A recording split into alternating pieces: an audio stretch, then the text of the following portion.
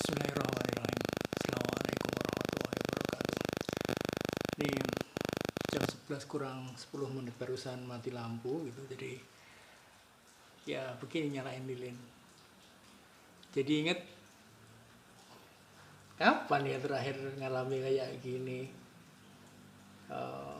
keadaan kayak gini ya mungkin sih kalau di sini beberapa saat. Cuman ketika kecil pernah kalau ke tempatnya Simbah gitu di Kudus itu masih pakai petromak gitu. Jadi kalau malam tuh nyalain petromak, yang nyalain Mbah Kakung gitu seperti biasa kalau teknis itu laki-laki gitu. Dan kalau pas petromaknya mati, aku lupa pakai apa ya. Tapi seingat tuh gelap gitu. Dan malam yang gini nih, yang gelap kayak gini nih, itu rasa-rasanya memang ada baiknya buat konsentrasi gitu. So kayak kalau tidur gelap,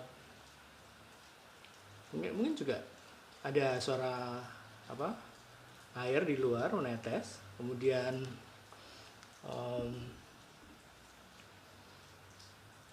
ada sawah anginnya, kemudian gelap. Itu rasa-rasanya bagian yang cukup lengkap untuk konsentrasinya baik gitu, dibandingkan dengan kalau segala sesuatu terang benderang gitu ya. Ketika terang benderang, rasa-rasanya malah jadi kebanyakan yang diperhatikan gitu. Jadi malah terlalu banyak distorsi gitu ya. So aku tiba-tiba berpikir jangan-jangan memang ada kalanya harus ngalamin kayak gini gitu, sendiri, gelap, dingin, ada suara air, itu yang menyusun ulang gitu, atau menyusun otomatis gitu ya, di dalam dirinya. Karena selama ini kalau bangun tidur langsung terang, mau tidur itu terangnya lama gitu. Sementara kalau di zaman itu kan kalau maghrib itu sudah gelap sampai besok pagi jam 5 atau jam 6, 12 jam gelap, dan konsentrasinya baik-baik saja.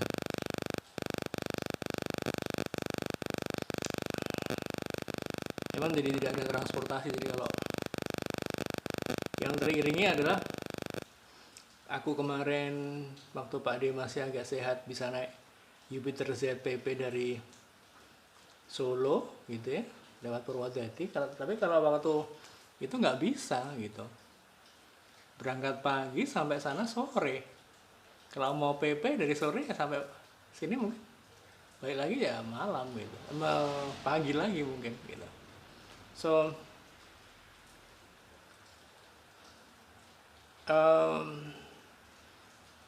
mungkin ini harus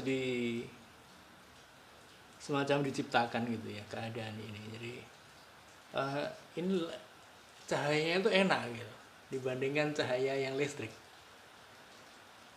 Enak sekali, rasanya itu nyaman gitu. Dibandingkan dengan cahaya yang listrik tuh ini lebih nyaman. Dan matanya rasa-rasanya tidak kaku gitu. Kalau hal yang mungkin menjadi masalah adalah itu di mana negatif. Kayak misalnya berangkat sekolah naik sepeda 10 kilo itu dianggap hidup yang susah, padahal mungkin itu hidup yang sehat gitu. Makanya setiap hari bayem cuman sayur-sayuran itu di mana buruk, padahal sebenarnya kan biasa aja gitu. Mungkin bagus, malah sekarang orang mencari itu. Jadi maknanya dari mana gitu ya. Sementara ada penghilangan makna dari Al-Quran waktu itu. Kita harus baca dengan mahraj yang sempurna, gitu ya, dengan tajwid yang sempurna dan tidak boleh ada yang salah, tapi maknanya kita nggak tahu gitu. Jadi di sisinya ngasih makna itu hanya orang-orang tertentu yang boleh ngasih makna. Kalau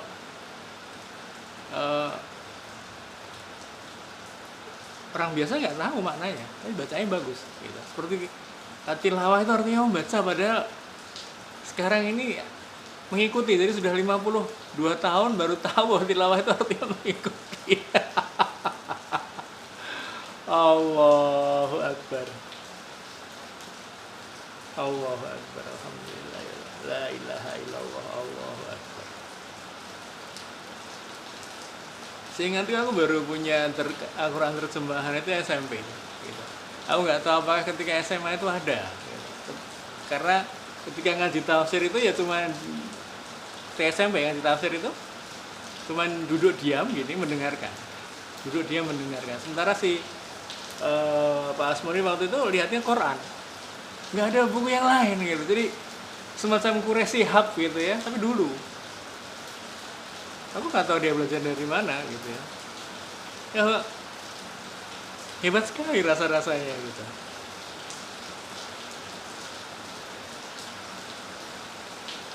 Nah,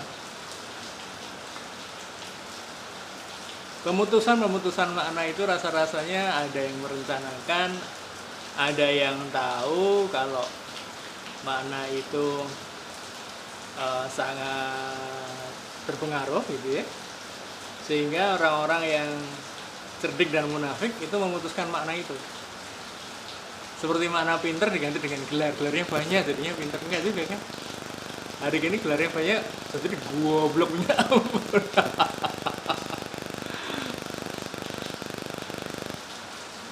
Ya, ada kemarin lihat bukunya Sunan Guru-gurunya itu. Saya belum melihat ceritanya sih. Pertama kali lihat sih masih di sana di Gramedia Matraman waktu sama Nasrullah, kemudian sama Makci juga. Lihat lagi, mau beli, nah kata kapan bacanya, dan memang lebih harus berhemat gitu ya. Bahwa buku itu memisahkan kotak-kotak yang luar biasa, sehingga di Aceh itu yang paling sulit dikuasai. Aku nggak tahu kalau Jawa ini siapa tokohnya, tapi bahwa di Aceh itu waktu itu bahasanya cuma dua, Arab dan bahasa daerah. Jadi Islam sekali. Kemudian datanglah penjajah gitu ya, dan tidak 350 tahun terjajah kalau Aceh. Jadi kalau kenapa daerah istimewa, karena dianggap sanggup untuk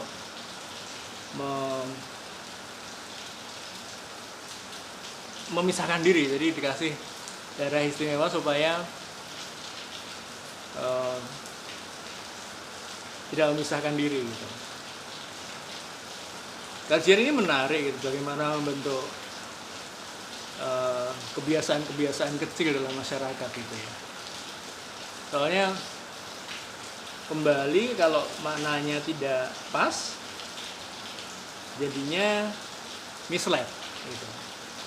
Dan rasa-rasanya kalau tahu bahasa Arab saja dan bisa baca Quran saja, makna itu sangat menuntun dalam kehidupan.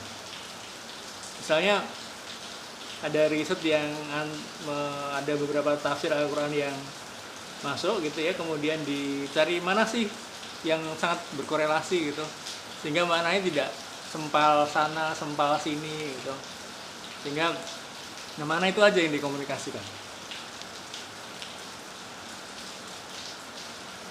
Atau memang ada cara lain, misalnya kayak kalau ihya itu kan masih rasa-rasanya ada fundamentalnya, ada apa ya, environment variabelnya, bahwa itu ada dalam bahasa Arab gitu. Kalau misalnya tidak bisa bahasa Arab terus melakukan apa yang dianjurkan di ihya, apa bisa gitu? Aku masih mempertanyakannya gitu.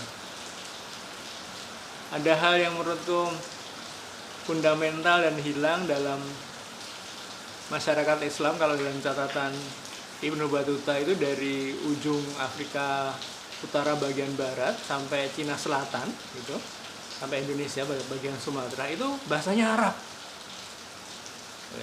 Jadi ke India pakai bahasa Arab bisa, ke Bangladesh pakai bahasa Arab bisa, ke Pakistan pakai bahasa Arab bisa, ke Malaysia pakai bahasa Arab bisa. Sejauh itu,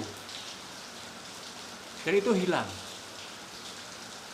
Kalau dia harus dicari buktinya, aku nggak tahu kemana nyari buktinya. So,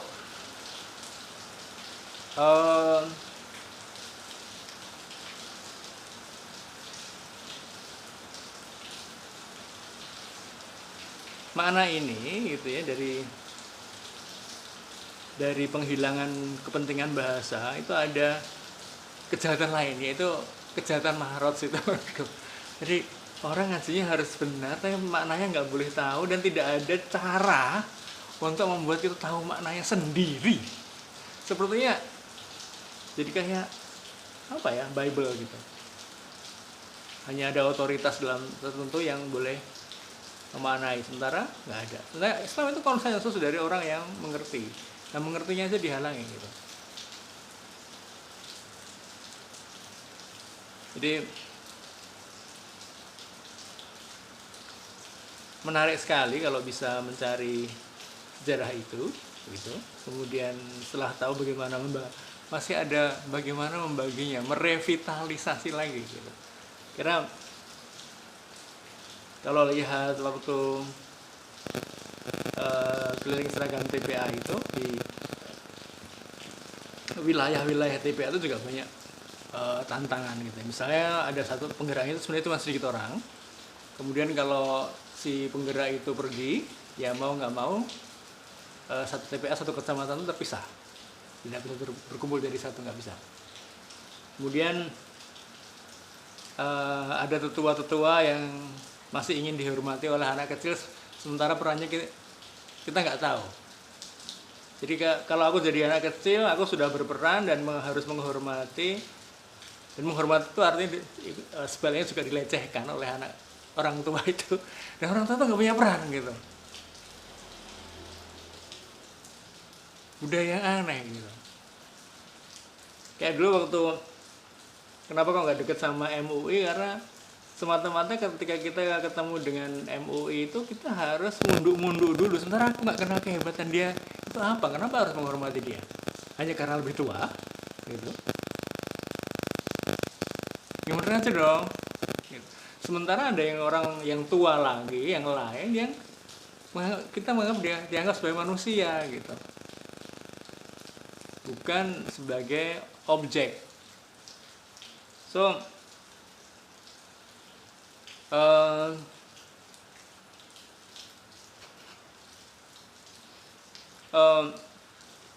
tantangan-tantangan itu patutnya diakumulasi gitu ya, sehingga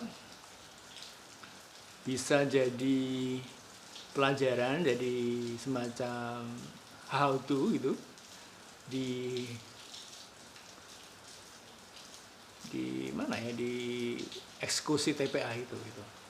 Jadi kalau misalnya jadi ada TPA yang tafsir Al-Quran gitu ya, bisa dieksekusi tuh. Gimana sih caranya supaya buku yang setebal 800 halaman itu tafsir juz amma, misalnya Yusuf Qaradawi bisa masuk ke kepala 50% anak Islam di kecamatan itu. Wah, ini canggih tuh. Itu yang bisa diusahakan gitu ya. So kembali ke yang dulu nyari petunjuk pengusaha, itu saya rasa-rasanya memang ada petunjuk kehidupan. Kenapa kok sampai kiai tidak bisa cari uang? Karena pendidikannya tidak ngasih petunjuk itu. Kenapa kok hanya pegawai yang bisa cari uang? Itu tekanan politik. Kerjasamanya cukup baik antara kiai dan politisi. Jadi tidak mengajarkan bisa cari uang sendiri gitu. Aku tidak tahu dari mana ada ulama-ulama zaman dulu bisa pergi ke Asia Barat gitu ya. Itu duitnya dari mana? Perjalanannya naik apa? Itu nggak ada kisahnya. Kayaknya cuma niat aja, masuk niat aja sampai di sini tanpa rencana gitu ya. Terlalu kuat niatnya gitu. Rasa-rasanya itu jadi apa ya? Tidak ada kisah-kisahnya gitu. Sampai sekarang malah ada kepahlawanan baru. Ada pahlawan-pahlawan Islam baru yang kalau dikomunikasikan kita susah sekali menyambungkannya dengan Al-Quran. Kembali pokok bahasan dalam Islam itu adalah tidak musyrik dan bersolat pada Rasul dan mempelajari Al-Quran. Yang lain itu hanya pelengkap. Lu pernah hidup aja gitu. Udah untung dikasih iman, kalau dikasih iman lu jadi apa? Topik ini jadi menarik kalau misalnya dikasih wawancara gitu ya. Jadi aku sangat tertarik gitu dengan gimana caranya mereka bisa menghilangkan itu gitu. Sementara di media sosial ini harusnya bisa kembali kita menghidupkan sesuatu yang lain. Toh ada yang kelompok lain gitu ya, berkomunitas-komunitas yang ketika turun di jalan besar juga gitu.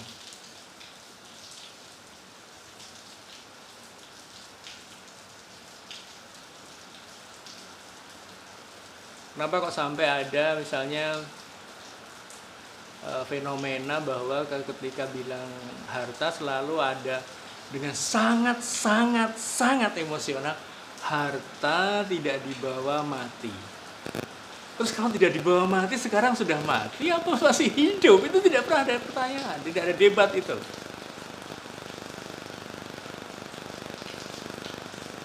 Kalau memang kamu pegang nggak boleh dibawa mati, lu jangan minta ke gua, lu jangan minjam ke gua,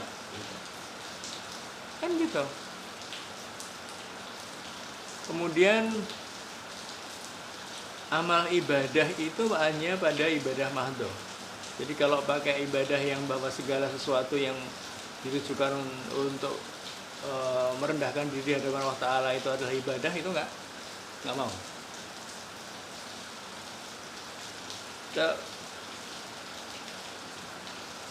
Sebarannya memang masih banyak yang kayak gitu sampai hari ini. Jadi PR-nya masih banyak. Jadi apa yang harus dikerjakan masih banyak gitu ya. Semoga jadi ladang amal soleh. Alhamdulillah kalau lagi ada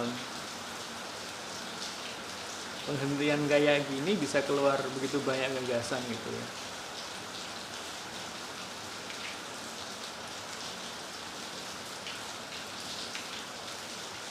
Ini menarik ini kalau bisa dijadiin.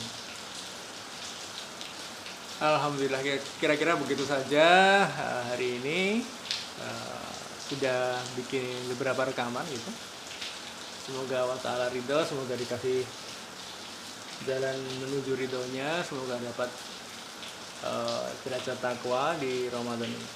Assalamualaikum warahmatullahi wabarakatuh.